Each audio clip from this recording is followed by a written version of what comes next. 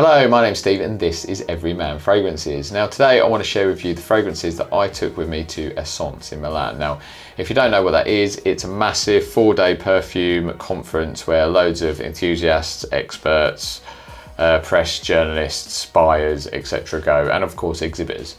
So I've called this Fragrances to Impress because these are the fragrances that I decided to take with me to wear during the day at the conference and to the parties in the evening. Now obviously it's going to be hard to impress these sort of people because they smell everything, but these are the fragrances that either made me feel really confident or that I feel like would perform really well and would stand out, or would just be maybe a bit different, a bit interesting. You know, somebody might kind of be curious to know what the fragrance is. So those are that's the kind of premise of this video, and I'm going to do it slightly differently. I'm going to do it Greggy Boy 76 style, and I'm just going to switch now to filming my hands and showing you the bottles. Okay, let's start with the fragrances that I thought I'd be wearing during the day. So these are typically fresher, cleaner fragrances that I didn't want to be too strong or overpowering, to be honest, because obviously during the day you're spending a lot of fragrances at the conference, and I wanted to smell those and not the one that I was wearing, but I did want to smell clean, fresh, and ideally a little bit interesting. So starting with a rather simple blue fragrance, I actually took this from Rituals. This is Nuit des Arts. So I've done a video on this recently and I can link that down below. This is a very straightforward blue fragrance. It's kind of not too dissimilar to Dylan Blue, but it's got a very prominent blackcurrant note in it, which I really enjoy.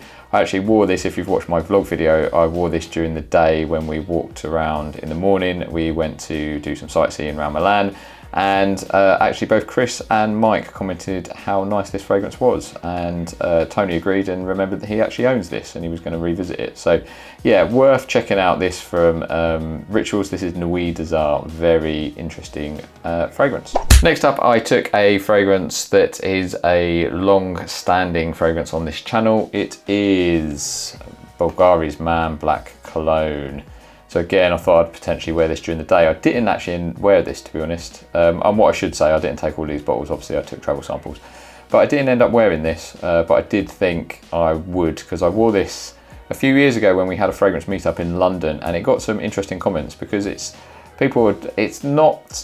discontinued now, but it's quite interesting, a bit different. So it's like, I always describe it as like this springtime version of Man in Black. It's got that sort of boozier core, but it's almost just a lighter, sort of fresher version of Man in Black, which I really enjoy. It's just and even my wife is complimenting me on this fragrance. So yeah, if you can get hold of this, that's not a ridiculous price, give it a look, because it is a really interesting fragrance, and any long-standing viewers of this channel will know this is a long-time favourite of mine. Next up, I took this from Gallivant. So I don't know if you can see that with the white. It is a London. So this is a roll-on version. So this is a perfume oil. So I'm not gonna lie, I just saw this and thought, oh, that's easy for sort of travel purposes, and it's a fragrance that I do really enjoy. Being an oil, it does wear quite close to the skin, which is kind of what I wanted. I didn't want a big projector during the day. If you've not smelt this, this is my favorite from Gallivant, London. It's a kind of rose based fragrance, but it's also got leather in there, which kind of is quite green. It's got a nice some green accords to it, but the leather note sort of just makes it a little bit more manly. So I just really enjoy this. It's it's definitely my favorite from the house of Gallivant. The strongest day fragrance I took to Milan would be this. This is Mancera's Oud Lemon Mint. I too love this bottle design from them with the gradient. I just think it's a really cool looking bottle. Yeah, this is a very well-performing fragrance for something that's a bit lighter and fresher. So this has no skank to it, so don't let oud kind of put you off.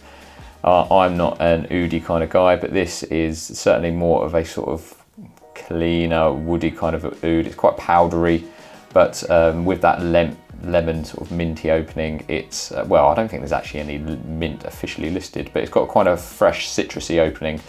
And it then dries down into just a fresh, clean, powdery scent. The oud is not that prominent at all, and if it is, it's just kind of a clean, powdery oud. There's no skank to this at all. So yeah, really good performer this. So it does offer really good value for money. It's a little bit interesting, a bit different, and something that you'll probably pick up compliments. Again, my wife is actually complimenting me on this fragrance.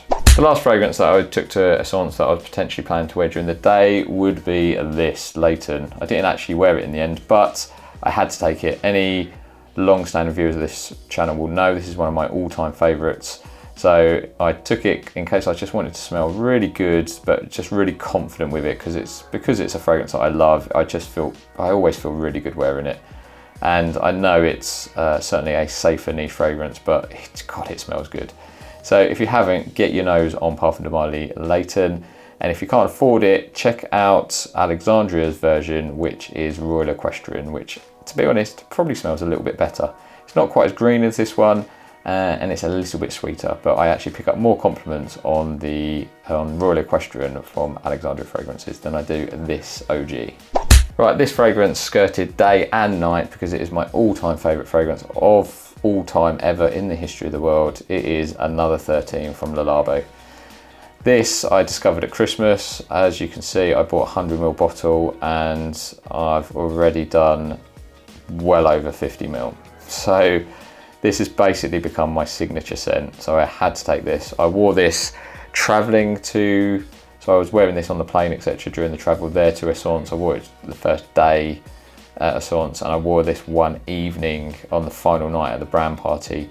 And I was picking up compliments on this. Blue Blazer guy on Instagram really liked this. He kept saying that he was going to have to buy it because he kept kind of sniffing me and smelling my neck.